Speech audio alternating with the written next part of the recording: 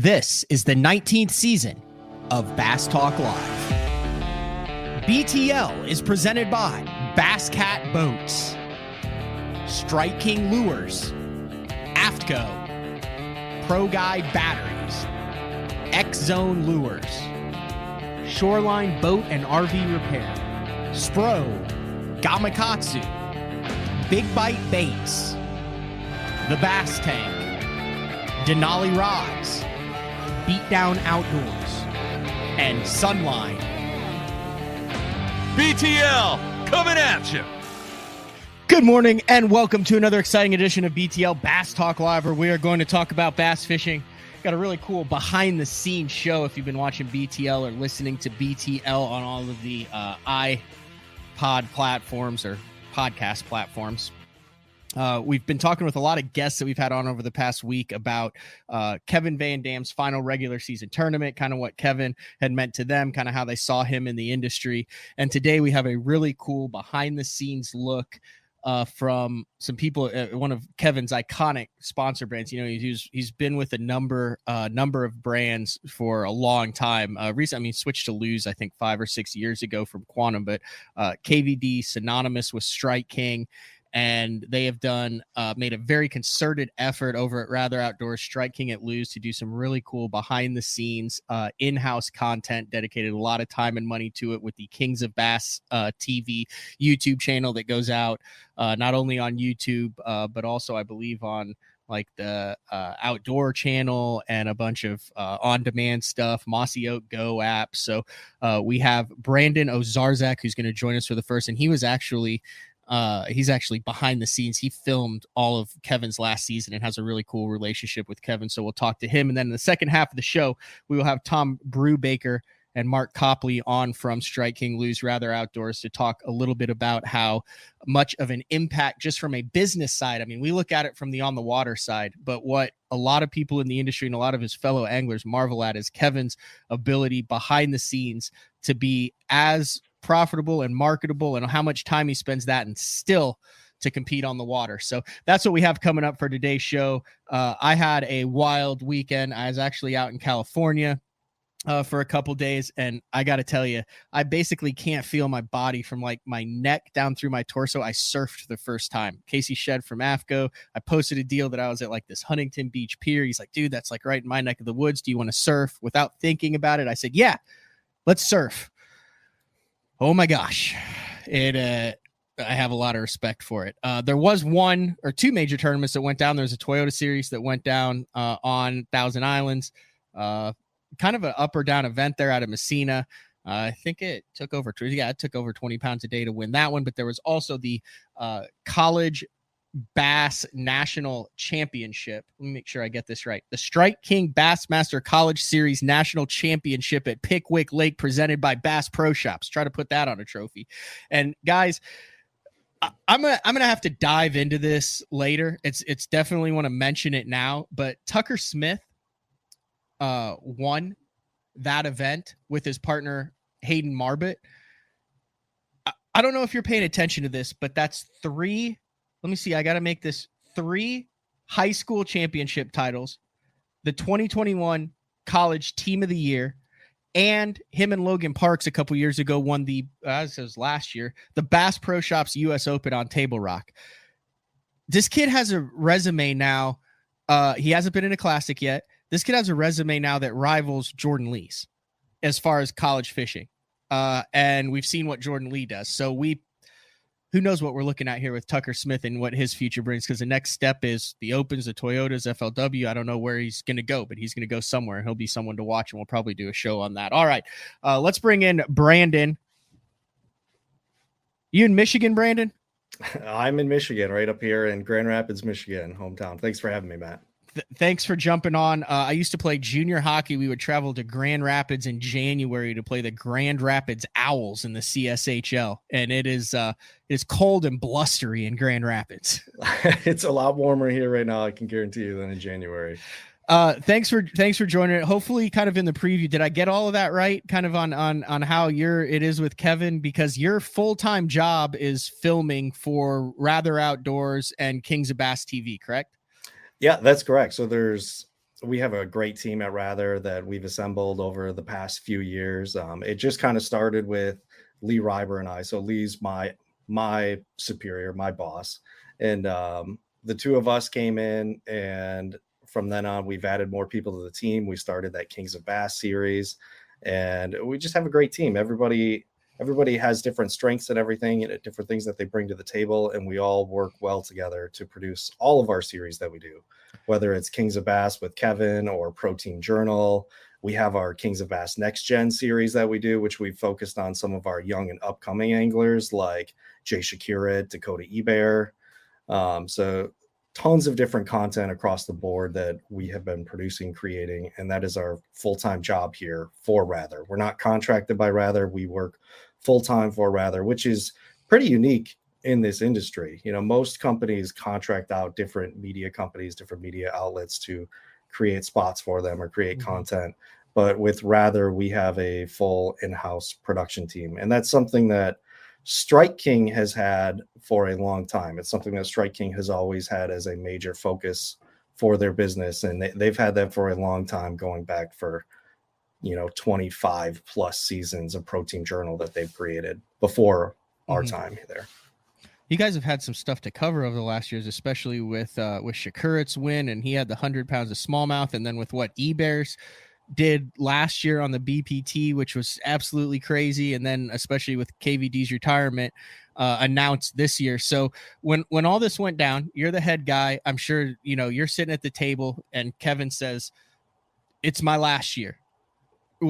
When did you hear about that? Was it a little surprise? And then how long did it take for you guys to get together and say, all right, we have this? I mean, this isn't cheap to have the Kings of Bass TV channel. And when you see it, and we'll play a little clip here in a second, but what was that like? Do you remember that moment when you sat down and you were like, okay, I'm in charge of documenting this, the greatest angler who's ever cast a rod and reel and line in competitive bass fishing, and making this into a consumable package that is relevant, relates, and does it justice? I'd first and foremost just say that it was an incredible honor to be asked to do it, to be asked to follow Kevin in his final season, everything that we know that he's accomplished and everything that he's done for the sport.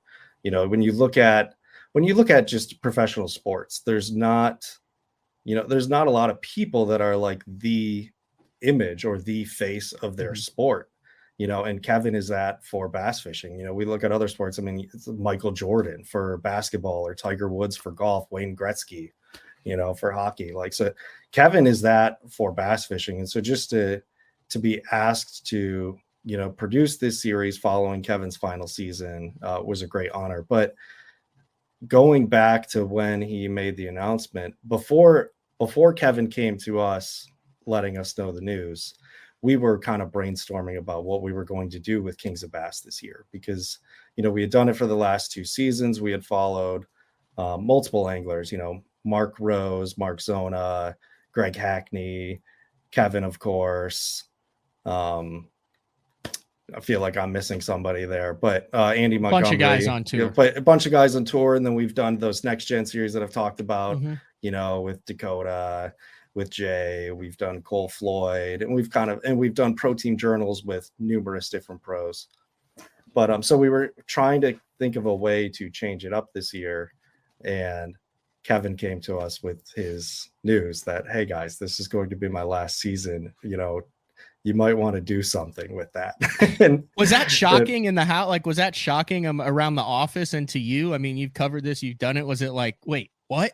I think for a lot of people, it was shocking, like, wait, like you were still at the top of your game. I mean, you go back to last year, Kevin finished, I don't know the exact number, but he was in the top 10 for Angler of the Year. It was, I mean, maybe 5th, somewhere around there, really high. And this year's the same deal. I mean, I think he finished 11th. He's just got 2nd place at Saginaw Bay. Could have looked like he was going to win that tournament, and Mother Nature, of course, threw him a curveball. But had the weather played any differently, I've got no doubt that he could have went out there and caught 20 pounds again off of his spot. It's just the way that the weather worked out, and that, that happens in tournaments. That better than anybody. But So I think a lot of people were surprised because Kevin is still fishing at a very high level, but I have a very close relationship with Kevin. I live 40 minutes from him. He's the one who actually got me my job here at Rather. Really? Yeah. So how did you first meet him? I first met Kevin during the pandemic. So during 2020, and at the time I was working for a smaller walleye brand called Samo, which is in the Rather Outdoors family. We were bought by Rather. And so I was still working for Samo, managing their social media pages, producing content for them. And they needed somebody to get with Kevin to film some videos for his new rod series. But it's the middle of the pandemic. Like nobody's traveling, everything's shut down.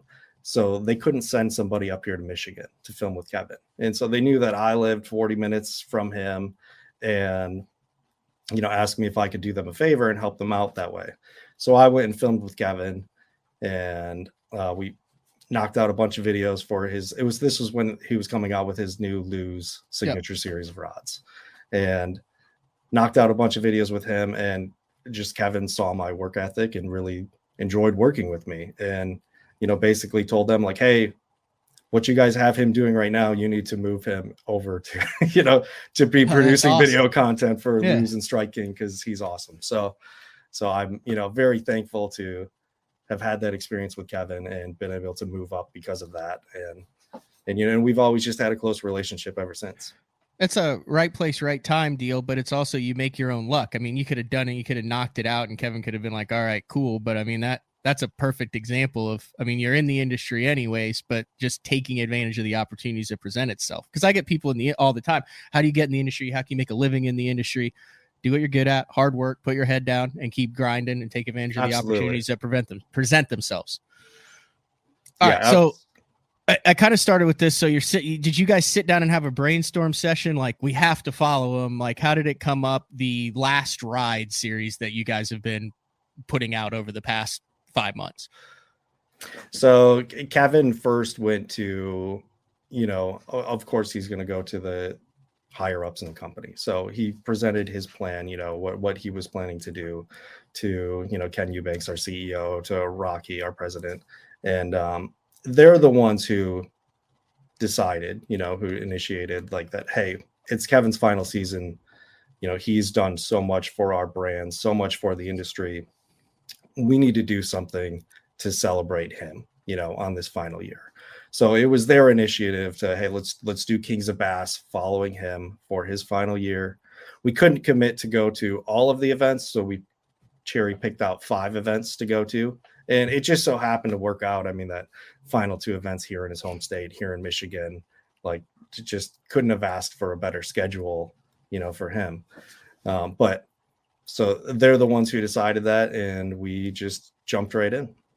All right, I'm going to run the first edit that you teased everyone with. It's the Kings of Bass Season 4, The Last Ride with KVD, and this is your edit, 90% your video too.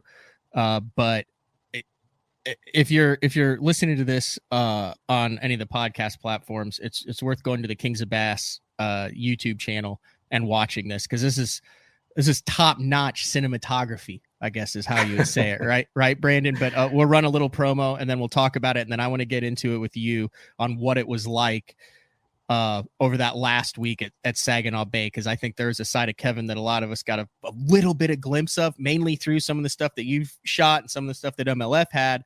That dude, like, this guy has feelings and emotions, and it actually, like, his stuff we didn't know that he had. I'd love to get into that with you. But Here's let's see if we can get this. Here's just a little shot of the preview. All right, here we go. I know you're going to get loud. 25-time Bassmaster winner. Recently announced this will be his last year of competitive fishing. From Kalamazoo, Michigan, KVD, Kevin Van Dam. The GOAT, the greatest of all time. A 7-time Bassmaster Angler of the Year, 4-time Classic Champion, and multi-time Major League Fishing Cup Champion. Well, let's give it up for Kevin Van Dam! 'Cause I can run, but I can't hide the feelings that I know I can't keep bottled up inside. And all I wanna know is, are you ready for the ride? What have I been waiting for? Oh, I can run, but I can't hide the feelings that I know. Dude, that's a absolute banger. Like, so you knocked that out. Did you know, like, dude, this is, I mean, how many times have you watched that? Because I've watched it over the time it came out probably 15 times. Oh yeah, quite a bit. I mean, when you're in the editing zone and the editing process, which, I mean, if you look behind me here, that's what I'm currently. Are you at your house now? Do you do a lot of like editing from your house? So that's where it all goes down right there. This is editing for the final one that's probably going to come out in the next several weeks. You don't want to put time so in on the we'll say in the next couple weeks we'll have the final episode from Saginaw Bay. But yeah, this is what it looks like. But when you're editing a project, especially when I'm editing, I'm playing that over and over because again. It's at the so beginning many of times, every single one. Because like I'm watching it hundreds of times, you know, and going through and picking out pieces and putting pieces differently. It's funny. My wife no longer works from home, but when she used to work from home at the same time as I did, she would always be yelling at me, "Put your headphones on," because she'd get so annoyed of hearing the same song, you know. How'd you find that song? That's like a perfect song for that. We have a collection of different music sites that we the royalty have subscriptions stuff, to, so that we can, you know, use their music. And it's finding music is a task in itself. You know, that's usually a whole day deal of just trying to find music for an episode. You know, that's usually where I start off the editing process, is going onto our music sites and trying to find like every track for every segment that I have in mind, you know. So because I was there during the production, I know the storyline, I know what happened, I know in my head how things are going to be pieced together. So I kind of have a feel for the tone of the music. So you're shooting it, you're seeing it go down, and you're going, dude, I want this style of music in the background, and this is a shot that I'm going to use. And then you get home and it's so much easier because you're cutting out all of the interpretation, because you're seeing it, feeling it, shooting it, and then putting it together so that all of us can look at a computer screen and get that same feeling that you did, that Kevin did, that captures that moment. Absolutely. All right, you ready to talk about this last event here? Sure, because that's what I really talked. You went into it. I feel like it's one of those moments, and you don't want to overstate it. Like I remember I was at my grandma's house in 1999 when Gretzky was playing for the Rangers, and he was going out and he was waving with the jersey tucked in on the side. And I mean, I watched him since I started playing hockey in 1989, and I still get goosebumps thinking about it. I mean, it's just like it marks the end of an era. All year, you know, he's talking about it. You watch the Kings of Bass, he's like, holy cow, the season's flying by. He talked about it at Murray in the episode. But then you get to the final week. Like, this is it. Now, granted, he's going to be in Heavy Hitters and Red Crest next year. But as far as regular season events, was there like a moment of realization going into filming this last event on Saginaw Bay? Like, holy cow, it's actually here. This is the end of it. I said it to him during practice. So I go out with him during practice, follow him for his whole first practice day. So the entire day, dark till dark, I'm out there with him, you know. And I said that to him during practice. I said, you know, this is the final time that we're doing this. You know, like this is the final practice that we will be filming together. I was like, I'm sure maybe next year we'll be there, you know, for Red Crest or for Heavy Hitters. But in terms of, you know, like your final season, this is it. And he had that realization, you know, that this was his final practice. And it was really cool that day, that practice day. It was tough. It was really rough out. He had gone and covered so much of the bay looking for fish.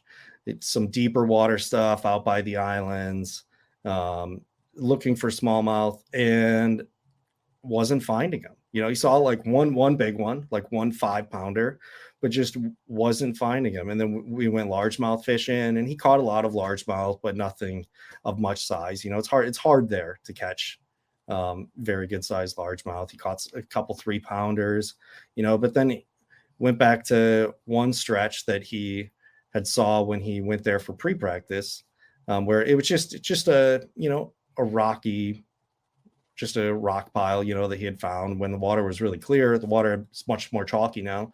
He made 2 casts in there, caught 2 smallmouth. And one of them was a good one. The other one was just, like a 2.5. Mm-hmm. But so left it, never really knew what was there, never really picked it apart to really know, but he really wasn't feeling that great about practice going in, like he didn't know what was there with those smallmouth, but didn't really find much and didn't catch much. And so I don't think he ever expected that there was as many there as there was, or that he could have as good of a tournament as he did. But a very cool silver lining of this story of practice is that same area that he caught those fish during that tournament is the same area that he filmed a spinnerbait video 30 years ago on the Saginaw Bay. And it's the last time that he was ever at the Saginaw Bay. Really? So it's like when his career started, he filmed this spinnerbait video out there on the Saginaw Bay and ended his career in the same area, finishing second place, almost winning the tournament. So it's just kind of a whole full circle deal, that was a really cool story. But was he more reflective this year? Or was he just as competitive, wanting to win and be in contention and go out on top? Or what was it like kind of behind the scenes? Because when I went to every Elite Series and covered him behind the scenes, it was the mid 2000s, and it was like cutthroat KVD, like that 08 through 012, where it was, I'm going to go out and I'm going to crush everyone's hopes and dreams. And I want them to know on the final day that they have 0 shot of winning. But kind of based on some of this stuff, it seems like he's a little bit more reflective in 2023.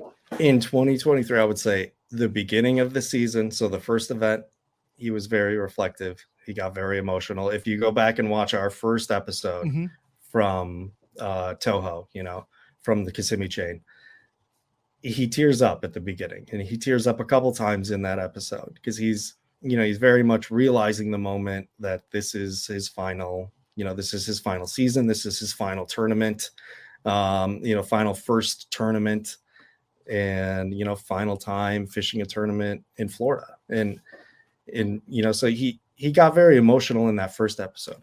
But then I would say the rest of the season, as the season progressed, it was just classic Kevin, just dialed in, laser focused on the task, trying harder than ever before, really, really wanting to have a strong season, win an event, and just the killer that he is on the water. And it wasn't until this final episode at Saginaw where he gets very emotional again. And this would be the most emotional episode out of all of them by far, where he's reflecting, on his career, reflecting on the support that he's gotten from his family. There was over 20 people from his family came to this tournament. Wow. To be there for him, to support him, to see him, and that was cool. Like, I mean, we captured that on camera the first day that they're all there waiting for him, when he came back in off the water. I think it was his second or third day on the water. But so it was a very emotional week.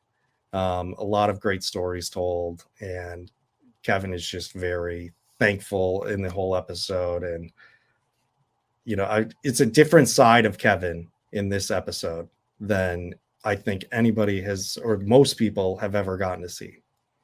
You work with a lot of professional anglers behind the scene who are on the same Strike King Lew's team as Kevin.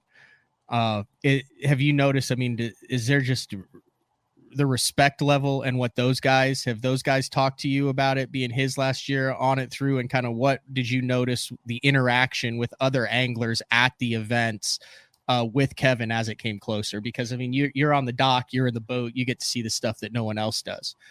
So one thing that I thought was really interesting is when you're at a tournament, and you always have fans come up to get their picture taken with the pros. They're like lines of people to get their picture taken with pros and everything. This year, especially this final event, there were pros lining up to get their picture taken with Kevin. like Oh. like different other competitors wanted wild. to remember this moment. Yeah. They wanted to remember that this was their final time, competing with Kevin, or to remember just to have that picture taken so that they could look back and remember, all of the times that they got to compete against the greatest. And it was really fun and interesting to see, that. But so many people, so many different competitors came up to him during this final tournament to have a picture with him, just to talk to him, to thank him. I think the sentiment from most of them is that, they're sad to see him go, but also not sad to see him go. Like, because maybe they'll be able to, get a spot higher in the tournament standings now that he's gone. But everybody, just, there's so much respect shown all around.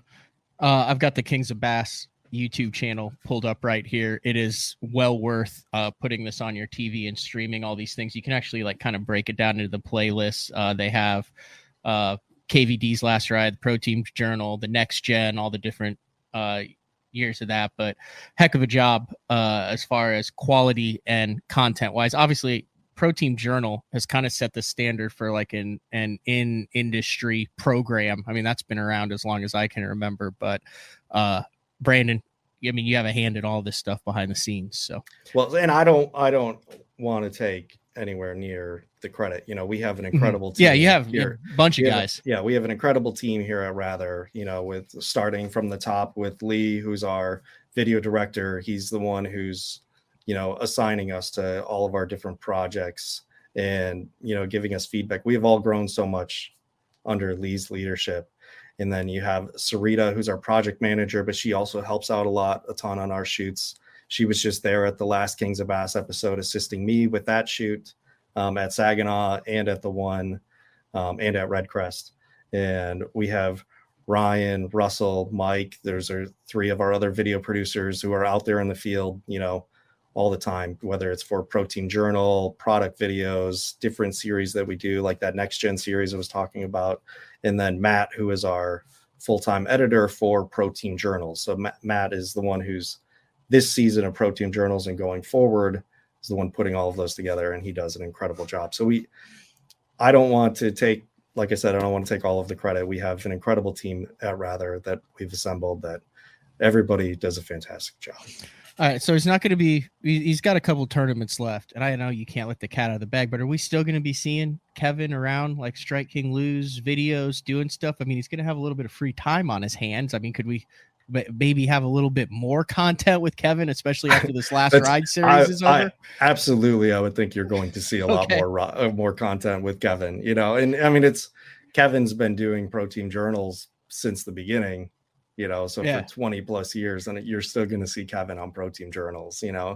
Like I said, I don't know what the plans are for next year yet. We haven't gotten there yet, but I'm sure that in some way or form we'll be there to cover him at his final, Red Crest and things like that. But yeah, I would think with Kevin having more time available, that's what we're all excited for. I think a lot of people are excited, and not just from Rather, but from other companies that work with Kevin as well, is that there's going to be more time where, like us at Rather will be able to shoot more content with him, do more with him, or be able to not try to time things around the tournament schedule. We can actually time things to go somewhere when the bite is killer, when it's on. And, that's always been a struggle, is trying to schedule shoots around the tournament schedule. And now we'll have that flexibility. Do you think he can stay retired, Brandon? I guess time will tell. I think that's a great answer. He's very content right now. I would say he's very content right now, at least from what I see. And I don't have any indication from him that, that will change, but time will tell. As a competitor, like, you get that drive and we'll just end up having to see. But all right. I want to get to the second half of the show. I see Mark at top there, but I would like to invite you back on BTL when things slow down in the winter. You are one of the nation's foremost and premier Great Lakes salmon guys. Like, that is your passion, is catching giant. Is it salmon and trout or just salmon? I'd be salmon and trout. Yeah. Okay, salmon and trout. We were at a media event up in Michigan, and I sat next to you at dinner, and I felt bad afterwards because all I did was just barrage you with salmon and trout. I was like, that guy probably gets tired of answering the same dang questions over and over from newbies like me.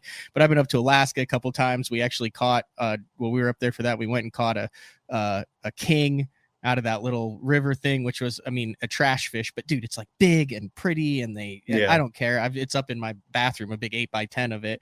But that's like one of my passions, and I would love to get you on to talk about that in the fall and winter time. Absolutely, man. Because it's going right now, right? It's going down right now. Like I'm going to send you a picture later this week. I'm going to sneak out after work and go catch a big one and send you a picture, because it's happening right now. It's just starting. You know, the fish are just starting to migrate and get ready to run up the rivers and everything. They're kind of staging out in front of the pier heads, but yeah, it's about to go down. It's happening, and we'll have it for probably about a good month and a half here, you know, before it really dies down. But yeah, all right, follow all your adventures on Instagram. Brandon.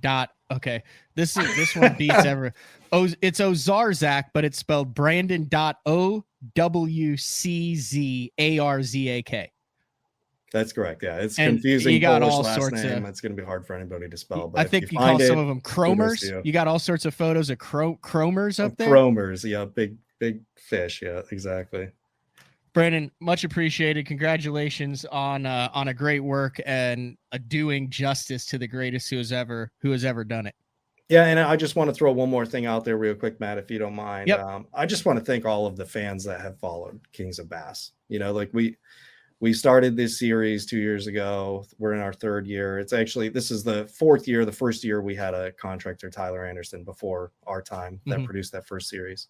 So this is the fourth series of Kings of Bass, and every event that we go to, so many people come up and compliment us, or whenever we go to, you know, Red Crest or the Classic. I mean, everybody just loves the content. And if it wasn't for the fans, you know, that watch it, and that just the fans of the sport in general that consume content, you know, we wouldn't be able to do this stuff. And it's, you know, this has been one of my like life's passion projects, is being able to go and do this final series with Kevin, or produce this series. So just want to throw that thank you out there to all the fans that consume and watch our content.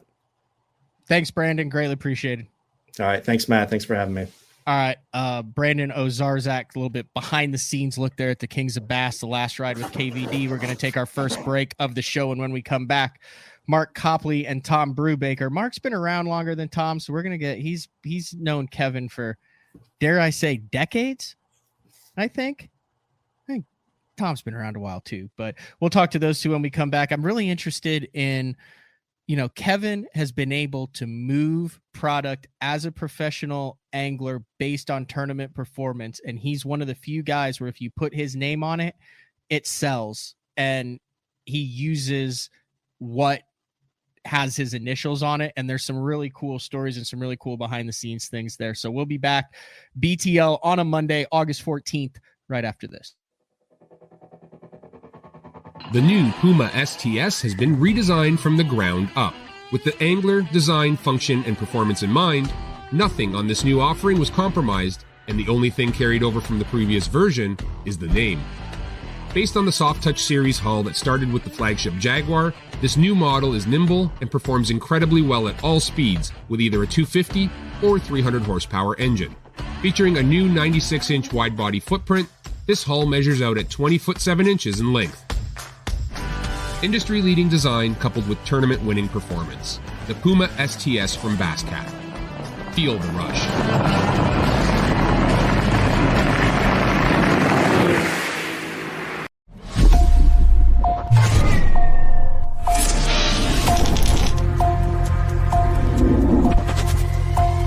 Everything you need, one legendary brand. Top on all. Strike King.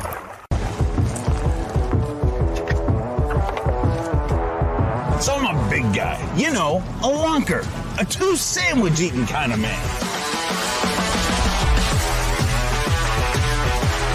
And I'm behalf of all of those bigger, I gotta say it once and for all, it's bad enough that the fish look smaller in our hands. The last thing we should have to worry about is getting quality outdoor clothing that fits. Avco, any fish, any water. Shoreline Boat and RV, dock rash, storm damage, collision repair, that deep scratch or gouge from trying to access that secret creek. Shoreline Boat and RV can get your prized possession back in mint condition and looking good on the water, fast. All repairs are done in-house, so they're able to get your boat or RV back to brand new, quickly. All Shoreline's work comes with a rock-solid warranty. Find out more at shorelineboatandrv.com. Kansas City, Austin, and Tulsa. All right, welcome back, BTL, on a Monday. Let's get to a couple other guys who know KVD incredibly well behind the scenes, and I've also seen the impact that he has in stores across the nation. Let's bring Mark in. Mark Copley, thank you for joining me. You're at this, is it the Rather Outdoors headquarters? You're in the Carolinas, right? Correct. We are in Columbia, South Carolina, and thank you, Matt. I'm happy to be here. Well, it's the second time. So the first time we went around, they were digging all around the house, and it was the week that I got through half of the shows, and then I had like 19 minutes, and then it would go down and reset. So we should be good to go this time around, Mark. I'm ready to go. I was ready to go that time. I know. And then let's bring in Tom Brewbaker also. Are you guys like just next door to each other? Literally, yeah. I could knock on his wall and he could hear me. What's up, Mark? What's up, Tom? I don't know if you could hear that echo. No. Now you got your headphones in. All right. So, Mark, manager of trade shows and media relations, but you've been with the brand Strike King for how many years? I started in 2007. I actually came in as what Brandon is, as a video producer. Was hired to produce Pro Team Journal, and we did several other shows for other companies. But yeah, I came in as a video producer, and that's really how I got to know Kevin, was being on the road with him. And you came in right, and I mentioned it with Brandon, right at the peak of KVD domination. I mean, he's been dominant the whole time, but I think that 07, 8, 9, 10, 11, 12, I mean, guys got on the water and knew they were fishing for second place in some tournaments. And I don't think I appreciated covering those tournaments at a time where guys were like, yeah, I'm shooting for second. You never hear that anymore. That's true. And it's funny that you say that. So when after the 2010 and 2011 Classic that Kevin won, we were at a point where we just it's funny how you get to that point. We expected him to win. We wanted 3 in a row. We were just he was so dominant, and not that he's not dominant now, but I think other people are catching up, not necessarily to what he did throughout his career, but the competition out there is pretty tough. So, but yeah, that's. I came in on the early years, and it was a lot of fun. And then Tom, you're the senior brand marketing manager. So you come in, and when did you sign on with Strike King Lew? I think it was 2 years ago this month. So yeah. So you come in already with this juggernaut, with the initials, with KVD established as the brand marketing manager. What is it like to come into a job and have someone who is so influential kind of at your fingertips in the industry with the product that you're trying to promote and sell and market? Well, it's great to have him obviously as an asset and a resource, but it's also a lot of pressure because these brands are his baby, and his initials are literally on the baits, and that shows not only the power of his brand, but the level of involvement that he has with the creation of all of these. So it's a lot of pressure, I would say. But I first met Kevin actually as a college angler fishing the Bassmaster College Classic. And then I got to work with him over at Major League Fishing, and he's it's always, I mean, I still fanboy a little bit around him, but he's always treated me with compassion, probably more than he should. And I've always respected that about him, is he treats everybody with just a level of respect. So that's kind of, even though I haven't, worked with him very long, just from knowing him as a fan and as an angler, it's been cool to get to know him. So how does Strike King decide as a brand what gets the initials? Because you go into Bass Pro Shops, you go in any tackle store, you see the Strike King branding, you see the KVD initials, you see it on his reels. Is that a deal where you have something and then Kevin tests it out, or is he still very influential in every single bait, and in order to get his initials, it's got to pass Kevin's test? Well, they all have to pass Kevin's test for sure, but it does differ in terms of if he's bringing an idea or a concept to our product development team, or they're just consulting with him as they develop a concept that's come from somewhere else. But he's the first one, or within the first 5 people that's going to be getting samples of anything, and he's going to have direct involvement with all of it. But there's certain things that he's going to have more influence on than others. Mark, I could imagine he's a pain in the butt to probably work with in product development, because I mean, I've been at media events where he's looking at stuff, and dude, the guy is a stickler when it comes to action. Like, I'm thinking of like the KVD jerk baits, and you come out with all the jerk baits. Like, I would imagine that would have to be hard to get something to where he goes, "Yep, let's go with it." It's funny. It's in the early years, it's one of those. It's like we would not bring it out until Kevin said it's good to go. And it's Matt, I'm sure you remember Phil Marks, who was our over product design and development in the early years. And Phil and Kevin worked really, really long hours perfecting baits. But it's one of those things that if it wasn't right, we were not going to bring it out. And, if you go back and look, and it seems like every Strike King bait has Kevin's initials on it. I mean, it doesn't, but there are a lot. But I would say that Strike King would not be where it is today without the help of Kevin and the way he goes about building baits. And it's like you said earlier, if his name's on it, people pretty much buy it. I want to run a quick. This is that KVD Elite, and I'm sure this is from the from Brandon's archive too. Brandon had to do this. Let me pause it here real quick and share the screen with audio. All right, there we go. I've been so fortunate to have a great career. I've won a lot of titles, won a lot of championships, had a lot of success. I want to win. I mean, that's always the focus. Nothing satisfies other than winning.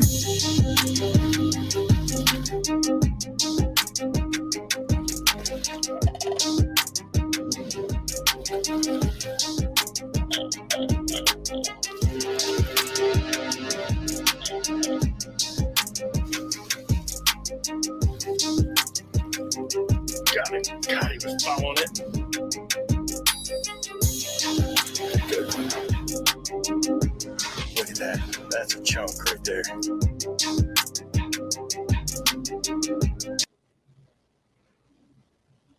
There we go. What is it like, Mark, running a lot of the trade shows and having him in the booth? I mean, have you ever seen anyone outside of Bill Dance or Roland Martin that can pull people that are so eager to meet someone?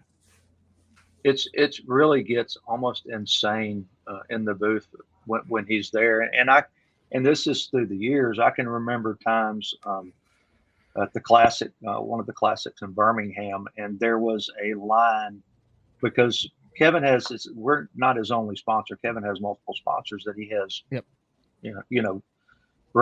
requirements to be at. And it's funny.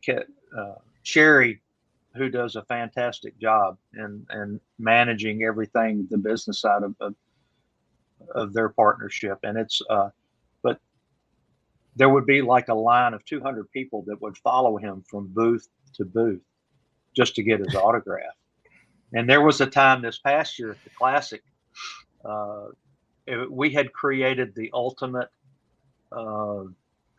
hectic scenario in the fact that we had Bill Dance in the booth, we had Kevin in the booth, and we had Noah Pescatelli right next door from Kicking Their Bass in the Mott booth. And there was literally 2,000 to 3,000 people surrounding our booth trying to get in to get autographs from those guys. Wow. Oh, Tom, that's a dream scenario for somebody who's in your position, because you have all these guys that are incredibly marketable. Yeah. Well, and in that scenario, there were some people saying, well, why'd you book these guys at the exact same time? And it was to create this thunderstorm, awesome, event at the expo where everybody was at our booth. And it was a madhouse, though. It was like shoulder to shoulder trying to squeeze through and get everywhere. But it was awesome. But to your point, yeah, it's very, very beneficial to be able to call up one of, 30 to 40 different people that all have a very influential background in the sport. And it does make my job easier. I'd like to get both of your takes on this. No offense, Tom, but Mark was here, and no offense to you, Mark, but you were here before the social media. I mean, you came in before that craze, Tom. You kind of came before in cameras. Mark, actually. but you mentioned Noah from Kicking Their Bass TV. You guys as a brand also do a lot with social media influencers, YouTube, Instagram, TikTok, that type. There's been a discussion, at least on BTL and in the fishing industry, that as YouTube becomes more easily digestible and you can reach these guys and talk to them, the tournament wins and the tournament success, those guys are not as valuable now because you're seeing how much product is being pushed by, I'll just say, YouTubers. But you also see what Kevin has done strictly through tournaments and what some of your other brand guys have done through tournament wins. I don't know if there's a right or a wrong answer to this question. I'll start with you, Mark. How have you seen that shift? And was it an anomaly with Kevin being able to sell so many baits from tournament results? You see what I'm trying to ask there? I'm trying to say, because he seems to be one of the guys that you win a tournament on it, stuff sells out. And Kevin was one of those few guys that still is like that. Yeah, and I'll go back to it's kind of funny. He was on backstage getting ready to go on stage for the 2010 win in Birmingham at Lay Lake, and that was when he won on a red-eyed shad. And he called Charles Herndon, our who ran the plant for us there in Collierville. And he was backstage, and he called Charles and said, "You might want to fire up the red eye plant," just letting him know that we were getting ready to have a win. But that was a time back then when and I think one of the things that's changed that I've noticed about tournaments, you don't see guys winning on one particular bait anymore. Mm-hmm.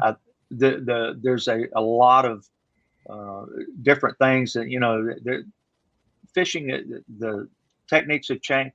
Not necessarily changed, but the fish have changed towards the techniques with forward-facing sonar and all of that. But you just don't see someone throwing one particular bait. But in Kevin's instances, the first MLF win that he had I believe it was for a Summit Cup, when he caught, I forgot, it was like a record number of fish, but he literally caught every single one of them on his jerkbait. And the jerkbait was fairly new at that point. When he won in New Orleans, he did throw a spinnerbait early in that, but he literally beat everybody's head in with that 1.5. At one point, he was so dialed in, I know he offered 1.5s to the other anglers and said, here's what I'm catching them on. Come beat me. And it's, but and back then there wasn't the social media presence. 2010, 2011 was the early stages of really, at the time it was Facebook. Mm-hmm. And you've seen with Instagram and YouTube and TikTok, and good Lord, there's so many of them out there, but the ones that are the majority now, it's there's so much information out there, and it's hard for people to keep up sometimes. But it's social media is definitely a big part of what we started to do then. 2011 was actually when I moved into out of video and then the marketing manager for Strike King. And then, so that was the early years of when we were building it to now and our guys, I mean, I heard Brandon earlier, the team that we have here is incredible as far as talent for those that run social media, for our video production crew.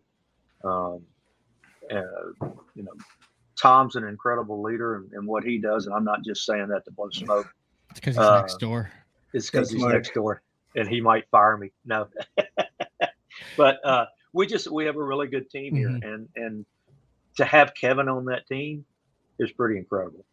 Tom, Kevin seems to embrace the social media. You seem to evolve with it. He does the podcast stuff. You see him on the social media. You see him doing this stuff on YouTube. I mean, I think Kevin, and this isn't an age comparison, but I like to compare him to Nick Saban, because people say, oh, he's going with these big offensive linemen and big running backs and big receivers, and he won't be able to adapt to, the spread offense. And then the next year, he hires Lane Kiffin, and he's got, a retooled offense, and he's right back there at the top. I think Kevin just naturally embraces change, and that's a big advantage for him, which is why I think you've seen him sustain success for a really long time. And a lot of times he is the catalyst for that change. And, back to what you mentioned about, tournament driving bait sales like it used to. I think Kevin's an anomaly in that the power of his brand. It's like Tiger Woods. Tiger was the same way. Anything with his brand on it, he would sell it regardless of, what the specific media channel was. I just think his brand has so much power, and especially if he's winning something on a new bait. But that's another part of it too, is like, it's so hard to create something truly unique now. And you still see stories like that where, like Fire Crawl, like that was a huge one. Obviously when Bladed Jigs and the Whopper Plopper, like you still have scenarios where like that bait just creates a huge story. But I do think you're seeing people's attention pulled in more directions now. And so you're fighting for that. Like the pie is probably just as big, and people still have the same amount of time in their day to consume media. But now you've got, in addition to print media and TV, you have the digital side. You have companies throwing paid advertisements at you all the time. And you're just so distracted that they only get so much of the segment when Bassmaster MLF releases that top 10 baits article. And unless it's some truly compelling story behind it, it's just not going to get the attention that it used to if you've also got YouTube and all these other ways that people can consume media. But tournament wins are still super valuable. I think it's just how you tell the story. You have to be a little bit more creative there now.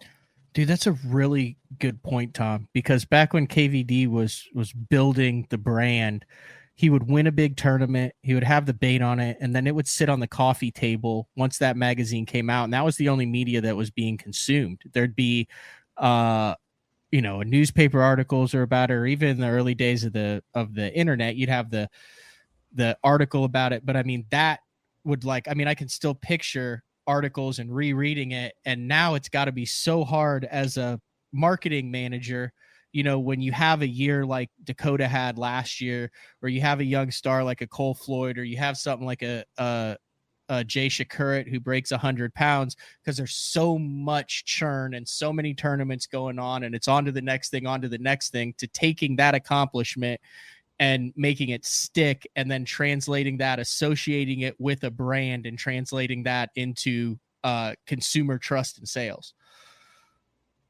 Yeah, absolutely. And that's where you start with an authentic story, though, is with a tournament win. And somebody like you brought up, Jay Shakurat and Dakota. I mean, those guys, they're new enough to where they haven't had decades of experience promoting and marketing. And so for them, it's all from the heart. There is no, they're not saying that they're fishing with baits that they're not. I mean, they're 100% authentic. And that's another thing that, you notice with Kevin too, is he doesn't, he can't get behind something that, if we're like, man, we really need to sell some, 1.5s in bluegill. Kevin's not going to go out there and say, well, I caught him on a 1.5 in bluegill. He's not going to say that unless He did. And there's also, and this is kind of going down a different subject line here, but I know a lot of people say, oh, the pros use different blanks than what we see in the store. It's like Kevin's KVD rod series is the exact same one that you can go find at Bass Pro and Academy and all over the place. I mean, it's they believe in the equipment, and that's another thing about having every product category under the sun between Strike King and Lew's is, if our pros need something, we have it, and if we need to improve it, they're going to let us know that, and we'll come out with a better product. So that's the other thing you've seen, and this seems to be a trend over the past 5 or 6 years. Rather Outdoors, big company, and there's a couple in the industry like that, and it seems like most of those are kind of going the way of trying to get hard baits, soft baits, line, rod, reels. So when you do have a win, you're maximizing it across all the platforms. How big was it, Mark, to get KVD to come over and do a signature series with Lew's after 2+ decades with Quantum? I mean, he was synonymous with Quantum, and it seemed like a very natural transition to come over to Lew's. Well, that's one of the things about Kevin. He's been so loyal to the brands that have been behind him. If you think about it, Kevin could have any sponsor he wanted. He's been with Nitro all these years. He's just a loyal guy, but to have an opportunity for him to come over to Lew's and put his stamp of approval on it, and to bring what he brought to Quantum at the time to us, and to what a lot of people don't realize, like especially on rod blanks, these guys have certain ways where they want the taper to bend. There's certain strength they want in the butt of the rod and tip. Not as we say, not all 7-foot medium, heavy, fast are created equal.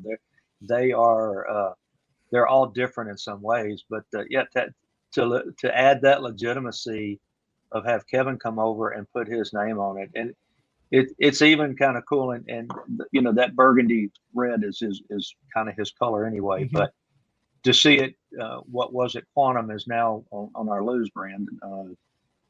It keeps that consistency level up too, to know that is KVD stuff. There's some feedback. Mark is saying he never throws the KVD 1.5 because too many people throw them. Isn't that like a Yogi Berra quote where he says, no one goes there because the place is always too crowded? I have a theory. When I fish, I'm going to throw what works, what I know works. Yeah.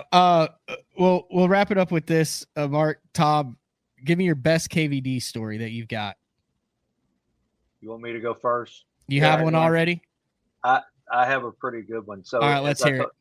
As I told you earlier, when I first came to Strike King, I was a video producer, and we were up on one of Kevin's favorite lakes, St. Clair, and we were filming a Pro Team Journal, and we were over on the Canada side. We were about 40 miles from the ramp, and if you've ever seen Kevin throw a bait, you know that he lets about 6 feet hang off the tip, and then he puts so much into it. Well, I was standing in the boat with the camera up, and he went to sling a spinner bait, and it slapped me right on the left side of my cheek and put a hole in my cheek, and put the hook never went in. It hit sideways where the hook never had a chance, and it just fell down.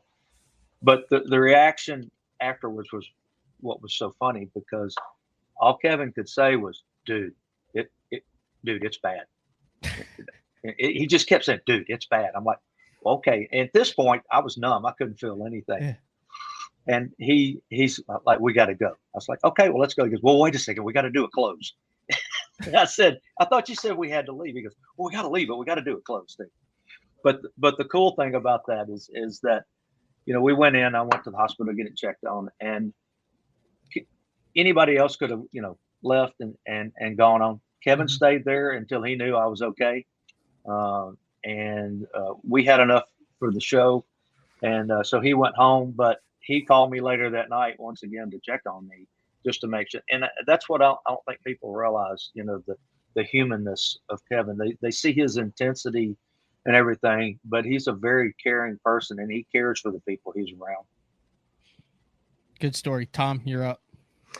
My story is not going to be nearly as cool, but this is for me, personally the coolest moment that I had with Kevin was last year at this national sales meeting that we had out near the Santee Cooper.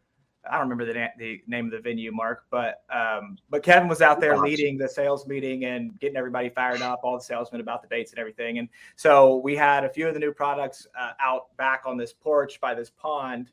And during one of the breaks, I went out there and was just testing out a few of the new baits. And Kevin comes out there and he's like, "Oh man, let's try some of these out." And so then it unfolds into a little like mini competition on who can catch a fish first. But then like I stopped for a second and was like, I'm fishing a pond with Kevin right now, and there's nobody else around. This is just a cool moment for me to be just standing here pond fishing with Kevin. And he did win the competition, but even in that moment, he was just so dialed in to trying to hit a little piece of brush in the pond and trying to break down the pond. And I'm just sitting there like, this is incredible. Just the level of energy and passion that he brings to everything, whether it's pond fishing at a national sales meeting or on the water kicking people's butt. So that's my story. That's a good story. That's a very good story. I mean, not too many people would say they had a pond tournament with KVD. Yeah, and not too many people could say that they had KVD put a spinnerbait through their head. Those are two very good stories. All right, both of you guys, go ahead. I was just going to say, and Tom touched on something. I think when we all look back and the opportunities that we had, it's hard not to be fanboy because we try to live. But when you get to knowing someone on a personal level, like we have with Kevin, it's really cool. But at some point, I will look back and go, man, that was pretty cool. I got to spend the majority of my career hanging out with one of the best ever to play the game. I'll ask you guys the same question just because I asked Brandon it. You don't have to answer it if you don't want to, but it's my show. I could ask if I want it. Tom, will KVD stay retired? Can KVD stay retired? Not will. It's a matter of can he? Personally, inside. From tournament fishing, we actually had a conversation about this. Can KVD stay retired from a regular season where the words KVD is back? Like, will that phrase ever be uttered? Now, outside I'm a dreamer, so yes, I want that to happen. I think I want that to happen. I want to believe that there's a chance that that'll happen. If I was a betting man, I would say no, but the dreamer inside me wants that to happen. So yes, that's a possibility. Mark? Well, it's funny when the announcement came out, I texted Kevin just to congratulate him, and his first words back were, "Well, thanks, I appreciate it." He goes, "But you're going to see more of me now than you've ever seen me." So he's not retired, but as far as you said, tournament, I'm like Tom. I dream. I'd love to see him come back, and yet I was pulling so hard for him to win that Saginaw Bay because he would have been the first ever to retire on a win of a regular season, and that would have been pretty cool. So it's I was back to like the old days. I just expected him to do it because it's what Kevin does. Can you not see like 2-3 years down the road, you log on to YouTube, Kings of Bass, there's a big video drop announcement. It's just a black screen and Brandon has the perfect music. It's just KVD, and then it just fades to he's back. He's back. I mean, I hope. I'm just saying. Like I said, I don't know. It's fun to talk about. Yeah, the guy's too competitive. I just don't understand what he's gonna pour that competitive energy. And he's got something up his sleeve. You guys know and can't talk about it probably. KVD has something up his sleeve. There's no way that he just goes, "Hey, I'm retired from competition." And he's made little comments like he said, "You're going to see more." I will be very interested as someone who does a podcast and a show for a living. It's good fodder. It's good material for it. So, and it gives us hope. All right. Anything else we need to be on the lookout for the rest of the year? Strike King wise, Kings of Bass wise, any of that stuff? New episode of Kings of Bass coming out Monday. Also, if you're in the Lake Hartwell area, we got a big bass challenge coming up in a few weeks. So make sure you go check that out. Some awesome payouts there. But outside of that, just rocking and rolling, getting ready for 24. Mark? Crappie Expo coming up in Birmingham, the home of bass, Lay Lake, Logan Martin. I would love to go to Crappie Expo. Crappie is my second passion outside of salmon. Like any other species other than bass is what my passion is, and I'm big into the crappie, and I would love to go to a Crappie Expo. You need to come down. It's just Birmingham. It's not that far from. Dude, I was 34 days on the road, and then I just was gone for another 4 days, and then I got the 2 opens coming up. I'm home for like 11 days, and it's the longest I've been home since like March. Well, rumor has it you're a little sore maybe from this last trip. Oh my gosh, the surfing killed. I had no idea. There's muscles that you use surfing, like, and I'm sore from sitting on the board and paddling out. Like I didn't even get up. I wiped out twice and rode 3 waves in. It's bad, like very bad, like very embarrassingly bad. Like trying to do this is not fun. Like just lifting the arms like all down the sides. You guys should try it. And Casey made it look easy, didn't he? Well, yeah, Casey Shed, AFCO Freshwater. You know, he's from out there in California. He had his 5-year-old on the board out there, and he's on the front. Casey's standing up on the board while his 5-year-old surfs in. But I could see the draw. Like I feel in this industry, and you guys probably both agree, Mark, Tom, you guys are at expos, you're at meetings, you're doing deals, you're working with pro staff, and it's hard. It's easy to forget that the moments in this sport that are what you love are often when the least people are around, and you have those moments where it's kind of serenity and you're in nature by yourself or with someone, and you're like, man, this is what it's all about. And I'm so fortunate to be in an industry that allows me to do this for a living and to put up with all of the office stuff. Am I wrong with that? You're not wrong at all. Right. I think we all live for the jerk.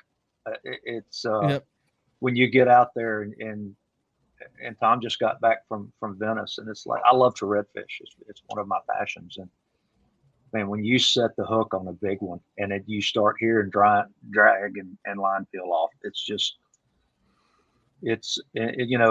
that's why I choose this industry to work in, and I've been blessed to work in it since 2007. Tom, did you catch those redfish on a cork? It looked like I saw on Instagram, like a cork and shrimp or something. Can I do a shameless product plug? Yeah, you do whatever you want. Here, look, I'll even put you big screen for it. Check this thing out. So this is the tidal shrimp. And I'm not a big saltwater inshore guy. Oh, can you open that up? Because I'm very interested in that. That looks. Yeah. This was not planned, folks. Yeah, and I had to dig through a box to find it. I just saw it on Instagram. He had some weird looking. Is it a bobber or? Okay. Well, so there's a cork that goes with it, and for the second time, I won't grab it, but it's. We have a plopping cork and a popping cork, and a plopping cork's got a little blade on the back of it. And when you're cork fishing, it's not like, Do you have a plopping cork there? Yeah, I can grab one. Yeah, grab a plopping cork, because I'm seeing this coming for the float and fly. Oh yeah. It's a weird. Oh, absolutely. It's a weird looking. Hey, Scott Martin was using a bobber on Lay Lake this year in the Elite Series. Hey, Mark, do you have one? I took mine to the house. Oh, I did not expect to end this show searching for a plopping cork. I'm not gonna lie to you there. Here's the popping cork. I think Mark's got one in there, but this is obviously it's got little holes in there just for increased commotion on the surface. But yeah, you put this little shrimp behind it, and as you jerk it, it actually causes the shrimp to flee like this. And it looks like an actual fleeing shrimp.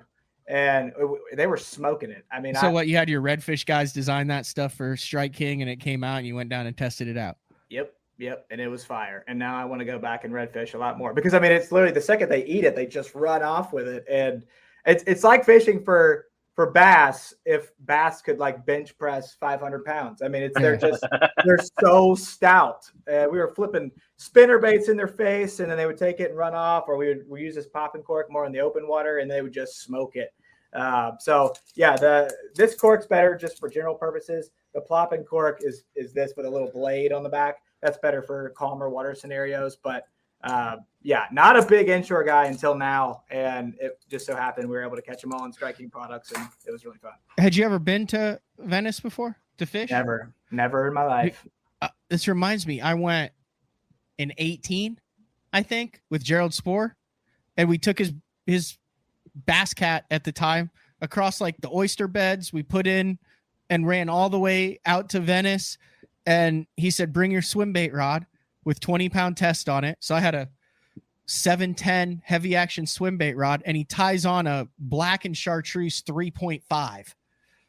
And I'm like, okay. And I mean, I've got a big reel on this, and I'm like, could have brought it. He's like, yeah, you don't want to crank it. You don't want to cranking rod, dude. And we start cranking, and the big bull reds have those 3.5 so far back in. I mean, it's everything you can do to get the pliers in their mouth and out. And you're just crank, do. And then it goes completely slack. And you're like, what the heck? And then it just spools you. It's so addictive on those big bull reds. It's the only time I've ever done it.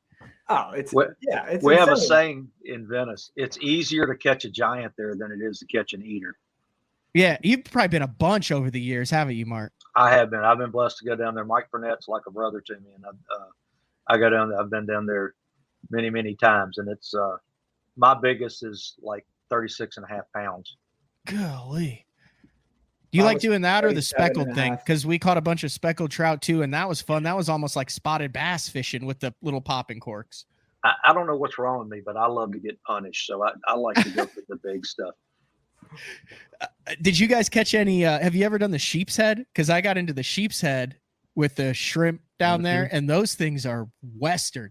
They will murder you when you get them in. Yeah, sheep's head. They're definitely a live bait. It's hard to get them to eat artificials, but boy, that's the great thing about what comes out of the ocean. 99% of what comes out of the ocean tastes fantastic. Yeah, we had black drum, sheep's head, speckled trout, and redfish. And there's triple tail, there's red snapper. I mean, there's just so much you can do down there. Yeah, you'll probably be back pretty soon, sooner rather than later, right, Tom? Yeah. Next time Mark slides on down to Venice, I might have to see if I can get the invite, because that blew my mind. And Fournette and his wife, they've got a great setup down there, and they'll take you out on the water, and then you come back and cook everything. I mean, Lori is one of the best cooks that I've ever met, and she just it was amazing. Within like an hour of getting back, we had this just delicious black and red fish or shrimp or whatever, and they just take really good care of you. And is it a commercial deal? Like if you're listening to this and want to go down and do it, you can go out with them? Absolutely. What's the website? It's Redfish Lodge of Louisiana. You can look up Mike on Facebook, Mike Burnett. But yes, that's Mike's. And their two sons, Stephen and Michael, are also guys down there. But Tom's right. Laurie is a fantastic chef, and just like every night, it's something different, and you just shake your head like, I can't leave. Is that it right there? That's it. That is it. Their sons are ex-college anglers too, southeastern Louisiana. Yep. If you're looking for a cool non-bass trip, and like I said, I've never been out with the guide there, but it's a place you probably need to go out with a guide. You can jack some stuff up there if don't know where you're going. Yeah, or get lost forever. Yeah, or get lost forever, and you're running in salt water. I highly recommend brackish. going with a guide. And it sounds like this might be a good one. So it is, and it's you can book. If you ever talk to Zona or Dance or Shaw or any of those guys, it's their favorite place to go to. Matt, we may have to start a new show, RTL, Redfish Talk Live. I see. Yeah, I don't. There's a bunch of guys. I know how. So redfish to me, I'll just throw this out there. I love the red fishing and the tournaments. I haven't caught a bunch, but the ones that I have. But to me, that 2 under 28 inches is maddening. Like how do you not? How does that not boil down to such an extra element of luck as to whether you have a 28 1/4 or a 27 7/8? So, and then you only have 2 of them. So it's like, you've done this more than me. Is there a way that these guys target 27 3/4 instead of 28 1/2? Well, what they do, and they go look for the area. It's, most of these areas, all of these guys have been to for, years and years and years. And you just kind of have to weed through. But, I know they target a lot of jetties, but they also try to get in sight casting here.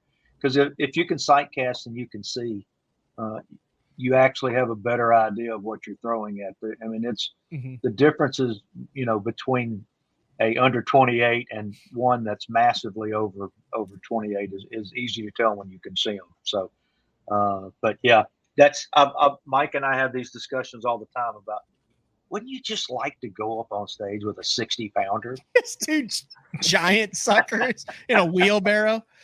That's do you right. Do you remember how big that FLW Redfish series was? I remember back in the day. I mean, they had like a kingfish series, a walleye series, and they had a redfish series. And I would love watching the redfish series because of how they had the walleye one was cool, but it was like there's one and it was just a slow reel in and then a long net. But the redfish series, I just always remember those guys, those fish just ripping across flats and stuff, and you never knew if you were going to land them.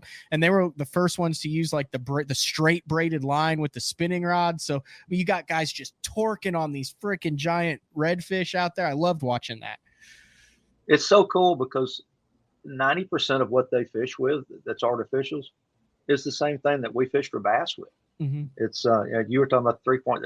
They love an 8.0 down there, because it's a big, bulky. It wasn't out when I don't think when I went with Spore. And it's just like, and Mike used to throw some of our old walleye baits that we did, the banana shad. It's just because, we did a show one time down there when I was still filming, throwing a 10XD in 2 feet of water and making it dig in the sand because it looked like a crab going across the water. Really? And got an insane show. So, yeah, it's a lot of fun. It's insane, and it's the first time you get a big one on. And Tom will attest to this. It's a game changer for you because you've never had that experience. Yeah. Did you get the mark on your side, Tom, from digging the rod? Did you get the bruise on your side? Oh yeah. There was one point where I was so tired of reeling in drum too, black drum, that I was just handing it to the camera guy like, dude, will you please take this? Like, if I'm going to expend energy, I want it to be on a redfish that's going to run. Because then your black drum, as opposed to red drum, the black drum had this like tail thing. They'll just whip the tail 3 times and then just dig. And redfish will just take off, and then you're just trying not to get spooled the whole time. But that's the cool thing, is that it's on spinning tackle. I was like, are we going to be able to horse these things in with this? And that's the cool thing. You're not out there with a big offshore rod setup. You're in there using bass tackle essentially. Yeah. Saltwater is also like one of those places where, like when you just start getting into like freshwater fishing and you're like, I'm going to try this off the wall thing that nobody's ever doing. You're like, this is the perfect color. And it's really just because you don't necessarily know what you're doing. So like, it's probably not going to work. But with saltwater, I feel like what Mark said about the crab and the 10XD, it's like, you can try some stuff like that and it pay off, and then you've just discovered a pattern that no one else is doing, and you can just crush all kinds of species. It's more of a playground, I guess. Yeah, where is this gonna be available for the viewing public pleasure in a near? The product? You said the show. Did you do a show or did you just film the product? So that's an episode of The Cast, which is if anybody watches Heartland Bowhunter, it's the same production company, and they've got a few different episodes with our guys this year. I tagged along selfishly so I could go down to Venice. Yeah, that's understandable. It'll be out in a couple of weeks. Check out The Cast on YouTube. It's really good stuff. My first Venice experience was when the Classic was there. The one that I think it was the one that KVD won. Remember they all got the radar on their boats, and then they realized that half of them had the radar that caused like immediate brain cancer. And it was bad. Like they had this radar, and there was the radar that was like supposed to go on like the top of the boats, right, Mark? If I'm remembering this correctly, absolutely. And they were putting this stuff like on their back deck within like 6 inches of their body, and everyone was like, because they were making a run down the river because they were putting in New Orleans, and what a lot of people don't realize, you think Venice is just down the road.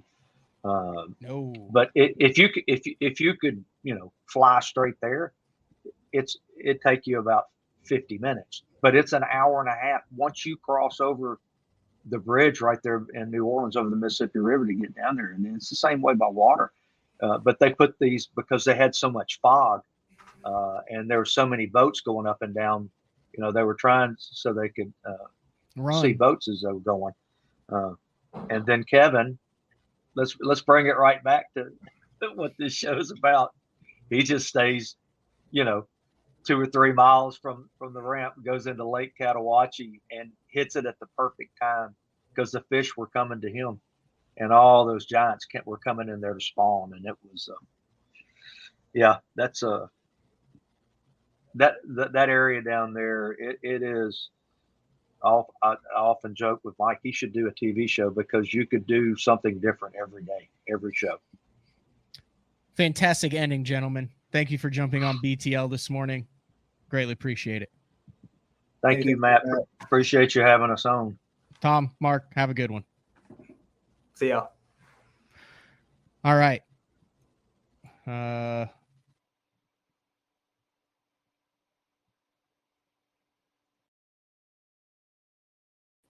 There we go. We're back. All right. Big shout out to all three of those. Brandon Owczarzak, Mark Copley, Tom Brewbaker. We're going to take our final break of the show. When we come back, a special evening edition of BTL tonight. It's like a dinner edition. It's at 6 p.m. And one of my favorite guests and one of the favorite guests that we've had on BTL, I think this will be his third or fourth appearance, and he's recently back from Alaska, and he's recently back from Mexico. And when I just got home from California, there was a half past first cast Richardson 112 leather patch hat waiting for me. None other than outdoor writer extraordinaire Pete Robbins, 6 p.m. Central Time tonight, Monday, August 14th, 7 p.m. Eastern Time. Pete Robbins will be on the show. Other than that, I think that's about all we got for today. Try to get all my ducks in a row here. Yeah. Pete Robbins, National Championship, and the KVD last ride. All right, folks. We'll talk to everybody tonight. Pete Robbins. Big shout out to the folks over at Rather Outdoors and Strike King. We'll talk to you later. See ya.